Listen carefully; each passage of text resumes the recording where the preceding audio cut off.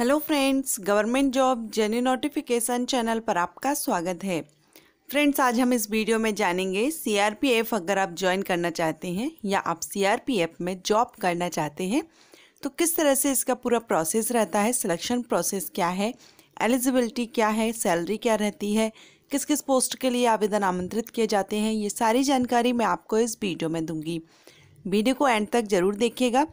Video start करने से पहले अगर आपने अब तक चैनल को सब्सक्राइब नहीं किया है या आप फर्स्ट टाइम विजिट कर रहे हैं चैनल पर, देन चैनल को सब्सक्राइब कर लीजिएगा, बेल आइकन को प्रेस कर लीजिए।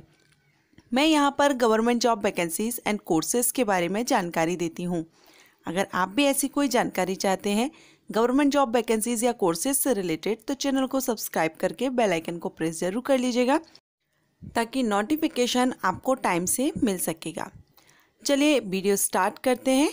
और सीआरपीएफ आप कैसे ज्वाइन कर सकते हैं या आपका सपना है सीआरपीएफ में जॉब लेने का, तब आप किस तरह से इसके लिए किस पोस्ट के लिए आवेदन कर सकते हैं, किस किस पोस्ट पर यहाँ पर आवेदन आमंत्रित किए जाते हैं, इसके बारे में हम पूरी जानकारी देखते हैं। सबसे पहले हम यहाँ पर देखते हैं सीआरपीएफ है क्या। What is CRPF? सीआरपीएफ का फुल फॉर्म है सेंट्रल रिजर्व पुलिस फोर्स, या हम हिंदी में इसको कहें केंद्रीय रिजर्व पुलिस बल। सीआरपीएफ का फुल फॉर्म होता है। सीआरपीएफ गृह मंत्रालय के तहत आने वाला अर्धसैनिक बल है। सीआरपीएफ राज्यों और केंद्र शासित प्रदेशों में कानून और व्यवस्था बनाए रखने में पुलिस संचालन में सहायता करती है। राज्यों में जब चुनाव होते हैं उस समय किसी भी तरह की कोई हिंसा ना हो उसके लिए भी सीआरपीएफ तैनात की जाती है। भीड़, दंगों, अशांत क्षेत्रों में सुरक्षा व्यवस्था बनाए रखने के लिए सीआरपीएफ तैनात की जाती है। इसके अलावा बड़े बड़े प्रतिष्ठानों की सुरक्षा के लिए भी सीआरपीएफ ही तैनात रहती है। सीआरपीएफ 244 के ऊपर इसकी बटालियन है। इसके साथ ये सबसे बड़ा अर्धसैनिक बल है। चलिए अब हम यहाँ पर देखते हैं कि आप सीआरपीएफ ज्वाइन कैसे कर सकते हैं या आप इसमें जॉब कैसे ले सकते हैं। सीआरपीएफ ज्वाइन करने के लिए वैकेंसीज निकलती हैं अलग अलग पोस्ट पर, जैसे कि assistant commandant, sub inspector, constable, ASI, head constable. तो ये वैकेंसीज आती हैं। आप जिसके लिए भी एलिजिबल रहते हैं उस हिसाब से आप इनमें आवेदन कर सकते हैं। सिलेक्शन प्रोसीजर में अगर हम देखें तो फर्स्ट इसका written exam, physical exam, medical test and interview होता है। अब ये जो सिलेक्शन प्रोसीजर है पोस्ट के अकॉर्डिंग अलग अलग रहता है। किसी में इंटरव्यू रहता है किसी पोस्ट के लिए और किसी पोस्ट के लिए इंटरव्यू नहीं रहता है। जैसे कि असिस्टेंट कमांडेंट जो पोस्ट है उसके लिए इंटरव्यू रखा जाएगा। साथ ही किसी किसी पोस्ट के लिए पहले रिटन एग्ज़ाम होता है एंड बाद में फिजिकल होता है। लेकिन कुछ पोस्ट ऐसी हैं जिसमें पहले फिजिकल लिया जाता है और उसके बाद रिटन एग्ज़ाम लिया जाता है। तो ये आप जिस भी पोस्ट के लिए जब वैकेंसीज आती हैं, आप जिसके लिए भी अप्लाई कर रहे हैं तो नोटिफिकेशन में आपको ये क्लियर कर दिया जाएगा कि पहले आपका फिजिकल होगा या रिटन होगा। जैसा कि मैंने बताया अलग अलग पोस्ट के लिए आवेदन आमंत्रित किए जाते हैं, तो उसी के अकॉर्डिंग ये जो सिलेक्शन प्रोसीजर है रिटन, फिजिकल, मेडिकल, इंटरव्यू उसी बेस पर रहता है। तो आप जिस भी पोस्ट के लिए अप्लाई कर रहे हैं उसके नोटिफिकेशन में आपको क्लियर कर दिया जाएगा।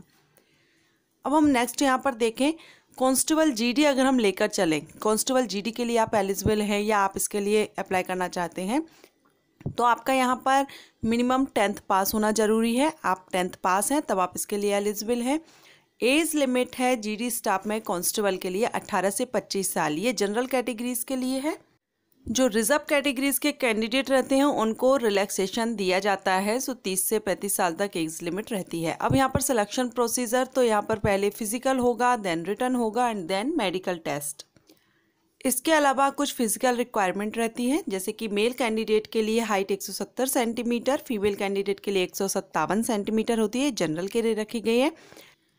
फिजिकल टेस्ट में आपसे दौड़, लंबी कूद, ऊंची कूद ये सब करवाया जाता है। लंबी कूद और ऊंची कूद के लिए 3 चांसेस आपको दी जाती हैं। अगर आप इसमें क्वालिफाई करते हैं 3 चांसेस में, देन आपका सिलेक्शन कर लिया जाता है रिटन एग्ज़ाम के लिए। लेकिन अगर आप इसमें नहीं कर पाते हैं तीनों चांस में तो आपको डिस्क्वालीफाई कर दिया जाता है। अब हम देखते हैं कि इस पर जो एग्ज़ाम पैटर्न होता है वो क्या होता है। तो MCQ टाइप्स यहाँ पर क्वेश्चंस रहते हैं, आपके मल्टीपल चॉइस क्वेश्चंस आते हैं एंड यहाँ पर जो आपको टॉपिक तैयार करने होते हैं वो GK, general knowledge, general intelligence, mathematics, Hindi, English. और ये सारा जो रहता है पैटर्न वो 10th के बेस पर रहता है, 10th लेवल का रहता है, क्योंकि यहाँ पर जो क्वालिफिकेशन है मिनिमम 10th पास है, 10th लेवल का ये रहता है। तो आपको ये सब्जेक्ट्स हैं जो मैं आपको बता रही हूँ, इन पर आपको अपनी स्ट्रॉन्ग करने होंगे। ये सारे सब्जेक्ट्स आपको इनको स्टडी करना होगा, general Hindi, English, general intelligence, math and GK. इसके लिए आप घर पर ही बुक लेकर के, कोई अच्छी सी बुक लेकर के घर पर भी इसकी तैयारी कर सकते हैं। कोई ज़्यादा टफ एग्ज़ाम नहीं होता है जीडी कांस्टेबल के लिए। सो ये है आपका एग्ज़ाम पैटर्न। अब हम यहाँ पर सैलरी देखते हैं। तो जो जीडी कांस्टेबल के लिए मैं आपको यहाँ पर बता रही हूँ, तो यहाँ पर आपकी जो स्टार्टिंग सैलरी रहती है वो 21,700 से रखी गई है। जब आप ज्वाइन होते हैं तो स्टार्टिंग सैलरी आपकी 21,700 है, और साथ में आपको अलाउंसेस भी दिए जाते हैं। फैसिलिटीज़ जो रहती हैं सेंट्रल गवर्नमेंट के द्वारा जो प्रोवाइड कराई जाती हैं वो भी आपको यहाँ पर रहती हैं। अलाउंसेस काफ़ी ज़्यादा आपको दिए जाते हैं।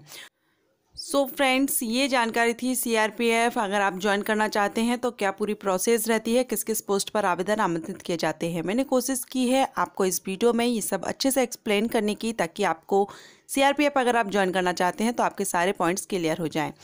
अगर आपको ये वीडियो पसंद आया है तो वीडियो को लाइक कर लीजिए और शेयर ज़रूर कर लीजिएगा, जिसको भी इसकी ज़रूरत है अपने फ्रेंड्स या रिलेटिव्स के साथ में बेल आइकन को प्रेस कर लीजिएगा ताकि आपको नोटिफिकेशन भी टाइम से मिल सके। Thank you.